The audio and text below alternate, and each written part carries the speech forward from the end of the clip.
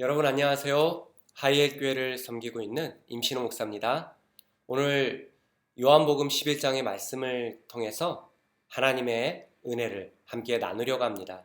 우리 먼저 하나님 말씀 같이 볼까요?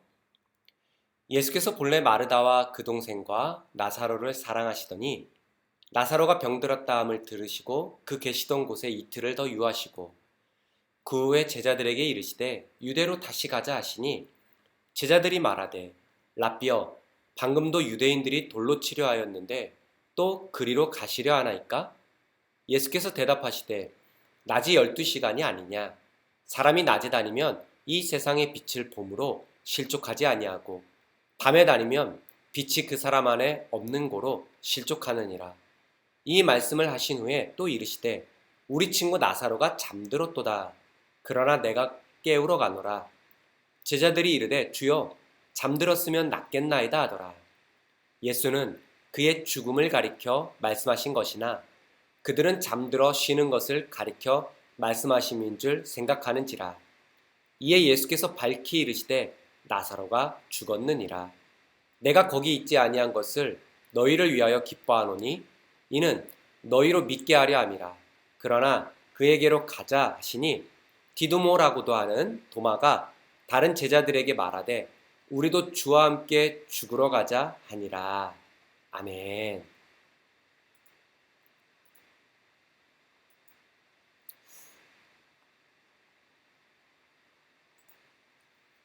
네, 여러분 오늘 예수님께서 사랑하시는 제자 이 나사로를 살리시는 그러한 말씀을 우리가 함께 읽었습니다. 사실 그리스도인들에게 있어서 이 부활이라는 메시지는 너무나 귀하고 값지죠. 기독교의 근본 이 파워풀한 에너지가 부활에서 나오는 거 아닌가 저는 생각을 합니다. 물론 저뿐만 아니라 많은 그리스도인들에게 부활은 굉장히 고귀한 우리들의 신념이며 우리들의 신앙이며 우리들의 희망이고 꿈과 비전이죠. 이 부활에 대해서 예수님이 먼저 친히 부활하시기 전에 나사로를 살리시는 장면이 요한복음에 나옵니다. 그런데 참 공교롭게도 나사로가 죽기 전에 그러니까 많이 아팠었던 듯 합니다.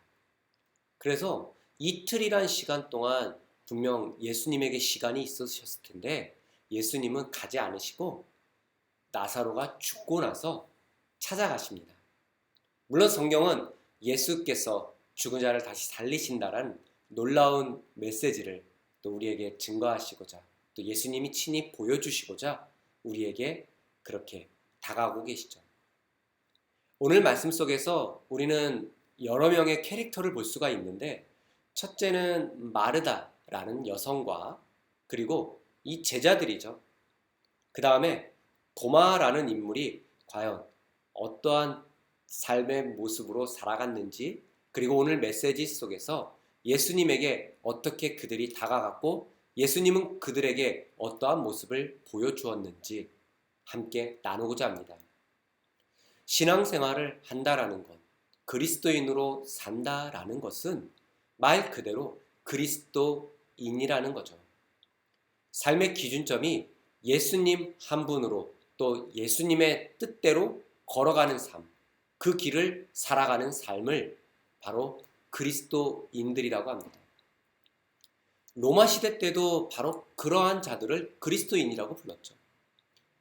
오늘 이 메시지 속에서 우리는 과연 그리스도인인가? 라는 생각을 할 때 여러 가지 고민과 갈등을 해야 합니다. 혹 이 메시지를 보시는 믿지 않는 넌 크리스찬들은 어떤 생각을 하실지. 그리스도인이라 함은 예수 그리스도의 삶을 따르는 삶인데 과연 오늘 본문에서 오늘 메시지 속에서 이들은 예수님의 뜻대로 살아갔는지 아니면 다른 모습으로 살아갔는지 여러 가지 다각도의 시선으로 저는 함께 말씀을 나누고 싶습니다. 먼저 첫 번째, 마르다에 대한 이야기를 하고 싶어요. 마르다라는 이 나사로의 누이는 어쩌면 시간과 공간의 한계에 매여 있는 자가 아닌가 우리는 생각할 수 있습니다. 성경은 이렇게 말씀하시죠. 마르다가 예수께 여짜오되 주께서 여기 계셨더라면 내 오라버니가 죽지 아니하였겠나이다 라고 요한복음 11장 21절에 말씀하고 있어요. 즉 마르다의 생각과 마르다의 가치관 속에서 예수 그리스도는 놀라운 분이라는 거예요. 저와 여러분에게 예수님은 그렇게 놀라우신 분이죠. 손만 대셔도, 아니 말씀만 하셔도 병을 나을 수 있는 놀라운 의사, 놀라운 기적의 미라클 메이커가 예수님이셨죠. 마르다에게는 예수님에 대한 확신이 있었어요. 그 확신은 예수님이 함께 하신다면 못할 일이 없고 못 고칠 병이 없다라는 거죠. 어떠신가요? 저와 여러분에게 예수님은 그런 분이신가요? 네, 맞습니다. 예수님은 못하실 게 없으신 놀라우신 분이시죠. 하지만 우리가 마르다처럼 또 마르다에게는 한 가지 부족한 점이 있었습니다. 그녀는 바로 시간과 공간의 한계에 매여 있었다라는 거예요. 어디든 초월성을 가지고 계신 예수님. 오늘 말씀의 서두에 예수님께서 일부러 의도적으로 나사로가 죽은 후에 나사로를 찾아가십니다. 부활이라는 것을 알려주시기 위해 다시 살아나는 영생의 놀라운 힘이 예수 그리스도에게서 나온다라는 그것을 알려주시기 위해서죠. 마르다는 그것을 잘 몰랐어요. 인식하지 못했어요. 한계. 그녀가 갖고 있는 한계는 예수님이 계셨으면 모든 것이 다 잘 되었을 텐데 말이죠. 우리는 늘 이러한 고백을 합니다. 예수님이 함께 하시면 못할 것이 없다라고. 입술로는 늘 고백을 하고 이야기하지만 현실적으로 우리는 시간이라는 제한점에 놓여서 늘 좌불안서 불안해하고 있습니다. 우리의 시간과 예수님의 시간이 다르다라는 것은 성경에 이야기하고 있죠. 주께는 하루가 1000년 같고 1000년이 하루와 같다라고 합니다. 사람들의 생각과 기준에서 그 시간은 어떠한 시간인가요? 우리는 이 시간이라는 무거운 장벽에 놓여서 예수님을 더 바라보지 못하고 예수님의 바라보시는 삶을 우리는 걸어가지 못하고 있지는 않나요? 현실의 문제에 부닥쳐 있습니다. 환경의 문제에 부닥쳐 있습니다. 공간의 제한에 부닥쳐 있어서 나는 여기 있어서 아무것도 못해. 지금 나는 여러 가지 문제가 있어. 나는 재정적인 어려움이 있어. 나는 환경에 어려움이 있어. 라고 자신의 시간과 환경, 공간에 핑계를 대어가면서 예수님께서 나를 통해서 바라보시고 나를 통해서 일하시고자 하는 놀라운 일들에 대해서 바라보지 못한다라는 것이죠. 어떠신가요? 나는 오늘날의 마르다인가요? 이번엔 제자들을 한번 보고 싶어요. 제가 바라본 이 제자들은 상황의 한계에 매여 있는 자들이에요. 상황의 한계. 어떤 상황일까요? 11장 7절에서는 이렇게 말씀하네요. 그 후에 제자들에게 이르시되 유대로 다시 가자 하시니 예수님이 다시 가자고 하신 거예요. 왜요? 나사로를 살리려고. 하지만 그곳은 위험한 곳이었어요. 앞서 10장에서는 어떠한 일이 벌어졌냐 하면 예수님을 돌로 쳐 죽이려고 했기 때문이죠. 제자들은 말합니다. 8절에 제자들이 말하되 라삐여 방금도 유대인들이 돌로 치려 하였는데 또 그리로 가시라 하시나요? 제자들은 상황의 한계에 매여 있었습니다. 예수님께서 능력 있고 놀라우신 거 우리 알고 있어요. 예수님은 못하실 일이 없으신 거 우리 알고 있어요. 마치 마르다처럼 말이죠. 하지만 예수님과 함께 했고 예수님의 능력을 알고 있던 제자들은 상황의 벽에 매여 있던 자들이에요. 상황의 한계가 그들을 더 예수님이 보시는 그 놀라운 일들을 향해서 걸어가지 못하게 만듭니다. 예수님, 알고 있어요. 다 알고 있어요. 우리도 알아요. 하지만 예수님, 거긴 아니잖아요. 지금 상황이 그런 상황이 아니잖아요. 다음에 하세요.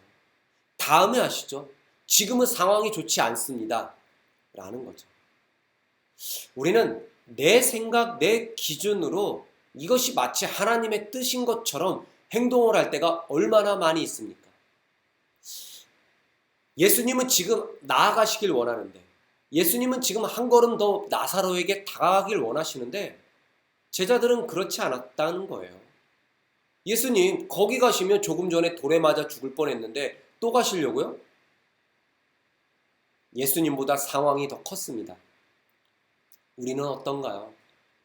우리는 예수님보다 내게 주어진 안타까운 상황들 때문에 예수님의 보시는 그 길, 예수님의 걸어가셨던 길, 예수님의 비전을 놓치진 않나요? 내 생각, 내 기준대로 우리는 살아갈 때가 얼마나 많이 있습니까? 11절에는 이 말씀을 하신 후에 또 이르시되 우리 친구 나사로가 잠들었다. 그러나 내가 깨우러 가노라 라고 말하는데요. 12절에 보니까 제자들이 이르되 주여 잠들었으면 낫겠나이다 라고 이야기해요. 고대 유대 사회에서 잠은 유대인들 뿐만 아니라 고대인들에게 있어서 잠이라는 것은 원기를 회복하는 그런 의미가 있어요. 우리도 마찬가지잖아요. 잠이 보약입니다. 좋은 잠이 보약입니다. 라는 그러한 광고 카피도 있지만 잠을 취하면서 우리가 피곤한 육신이 회복함을 얻어요. 그래서 고대인들에게 잠잔다라는 것은 병이 낫는다라는 의미가 있어요. 그래서 제자들은 예수님이 깨우러 간다고 하니까 그 말뜻만 이해하고 죽은 것을 기억하지도 못하고 주님 잠들었으면 병이 낫겠네요. 회복하겠네요. 원기가 회복되겠네요. 라고 이야기합니다. 주어지는 그 단어 한마디에 매여서 그 단어를 깊게 이해하지 못하는 그냥 단순히 부닥치는 여러 가지 상황들 속에서 그 상황만 이해하며 살기를 원했던 제자들. 십자가를 지시고 그 과정 속에서도 여전히 제자들은 예수 그리스도의 뜻을 버리고 도망가고 그러했다라는 거죠. 우리도 마찬가지 아닙니까? 그리스도인들은 예수님을 따르는 자들이고 제자라고 이야기할 수 있습니다. 하지만 자신의 상황과 여러 가지 환경 때문에 더 넓은 예수님의 시선으로 사역하지 못한다라는 거예요. 더 넓은 예수님의 관점에서 삶을 신앙인으로서 살지 못한다라는 거예요. 어떠신가요? 여러분, 오늘 이제 제자들까지 우리가 바라봤는데 도마에 대한 이야기를 하고 싶습니다. 도마는 과연 어떤 사람인가? 도마는 시선의 한계에 매여 있는 자라고 저는 이야기하고 싶어요. 시선의 한계. 16절에 도마가 이렇게 이야기합니다. 디도모라고도 하는 도마가 다른 제자들에게 말하되 우리도 주와 함께 죽으러 가자. 도마는 굉장히 열정적인 사람입니다. 전승에 의하면 도마는 이제 인도에 가가지고 이 말에 질질질 끌려서 순교했다라고 이야기해요. 그는 우리가 알기로 도마에 대해서 예수님의 손바닥에 뚫린 못자국을 내가 보지 않으면 믿지 않겠다라고 해서 의심하는 도마 이런 이야기를 많이 하지만 저는 도마를 그렇게 보기 싫습니다. 오히려 확신 있는 제자였고 그 확신이 정확하게 자신의 신념으로 바뀌어서 오직 주를 위해서 살았던 놀라운 멋진 제자 중에 한 명이 도마라고 저는 이야기하고 싶어요. 이 도마는 예수님께서 이제 이야기하고 또 예루살렘으로 다시 가자라고 하는 그때에 또 그가 죽었다라고 이야기하는 그때에 도마는 말합니다. 우리도 주와 함께 죽으러 가자. 그 상황을 알고 있어요. 그 상황을 알고 있지만 어때요? 그 상황이 돌에 맞아 죽을 수도 있는 상황이라는 것. 그러니 도마는 괜찮아. 예수님 가시는데 우리도 주와 함께 죽으러 가자. 라고 당당하게 외칩니다. 어쩌면 사실 마르다나 제자들이나 도마에 이르기까지 오늘 예수님께서 제시하시고자 하시는 뜻, 죽은 자를 살리시고 부활의 능력을 맛보게 하시려는 그 뜻과는 전혀 다른 행동들과 반응을 보이고 있습니다. 어떻습니까? 저와 여러분은 어떠한 삶을 살아가십니까? 마르다 같이 시간과 공간의 한계에 매여서 예수님의 뜻대로 나아가기보다는 난 시간이 없어서 내 시간, 내 기준으로 예수님에 대한 모든 것들을 해석하고 있진 않나요? 상황의 한계에 놓여서 예수님, 지금 이건 아닌 것 같아요. 내 생각에 지금 이때는 좀 좋은 때가 아니에요. 라고 이야기하고 있습니까? 때를 누가 정합니까? 때는 예수 그리스도께서 정하는 거 아닌가요? 예수님의 때를 분별할 줄 아는 게 그리스도께서 기뻐하는 삶일 텐데 자신의 때, 자신의 생각, 자신의 기준으로 하려고 하지는 않습니까? 저는 그렇게 행동했을 때가 참 많았는데 말이죠. 여러분들은 어떠신가요? 때론 도마처럼 시선의 한계에 매여 있진 않나요? 예수님을 열심히 따릅니다. 그리고 주를 위해서 내가 죽겠습니다 하고 목이라도 내어놓는, 마치 브리스길라와 아굴라처럼 사도 바울의 사역을 위해서 함께했던 그러한 열정이 있는 것, 저와 열정 좋습니다. 이것도 없는 그리스도인들이 오늘날 얼마나 많습니까? 하지만 오늘 말씀 속에서 함께 고민하고 말씀 속에서 함께 생각해야 될 것은 단 한 가지라고 봅니다. 그것은 무엇일까요? 바로 예수님께서 보셨던 시선, 예수님께서 바라보셨던 그 눈동자에 맺힌 그런 모든 그림들, 예수 그리스도의 렌즈로 세상을 살아가는 삶이라는 거예요. 부활의 능력, 오늘 예수님과 전혀 다른 모습을 보여줬던 새 인물에게 우리가 깨달을 수 있는 것은 모든 한계를 뛰어넘을 수 있는 그리스도인이냐라는 겁니다. 어떻습니까?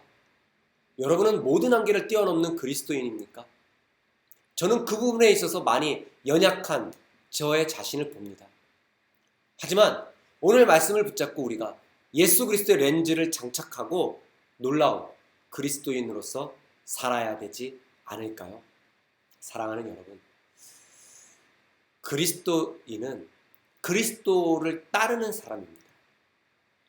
우리의 삶 속에 그리스도의 마음과 그리스도의 심장과 또 예수께서 보셨던 시선과 관심으로 살아간다면 우리는 부활의 놀라운 능력을 온 세상에 전할 수 있지 않을까요? 지금 세상에서 기독교가 많은 좋지 못한 평을 듣고 있는 때입니다. 하지만 예수님 때에도 그랬어요. 그리고 그 이후 시대 때도 그랬고요. 중요한 것은 그리스도인들이 세상을 향해서 어떠한 관점으로 더 나아가느냐입니다. 그것이 예수께서 보셨던 죽어가는 영혼까지 다시 살리시려는 의도인가, 삶인가, 행동인가 라는 거죠. 그래서 요즘 시대에 더 지탄을 받는 거 아닌가요? 코로나가 계속 확산되게 만드는 상황들이 예수님의 관점이라면 더 아픈 이들을 없게 해야 되고 세상의 본이 돼야 되는 것이 우리들의 삶의 모습일 텐데 말이죠.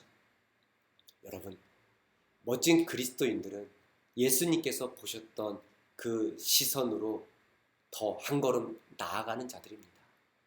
맹목적인 열정, 맹목적인 헌신, 나의 생각과 나의 기준으로 예수님을 믿는 것, 예수님이 원하는 신앙의 모습은 아니라는 것이죠. 하루를 살아도 예수님께서 보시는 그 렌즈로 우리가 살았으면 좋겠습니다. 그것이 주님께서 보셨던, 그리고 주님께서 희망하셨던 세상의 빛의 삶이 아닐까요? 여러분, 한 주간도 행복하고 또 즐겁고 예수님의 말씀으로 풍성한 그러한 한 주가 되시기를 예수님의 이름으로 간절히 소망합니다. 기도하겠습니다. 하나님, 감사합니다. 오늘 그리스도의 렌즈를 우리가 바라보며 세상을 향하게 해주셔서 감사합니다.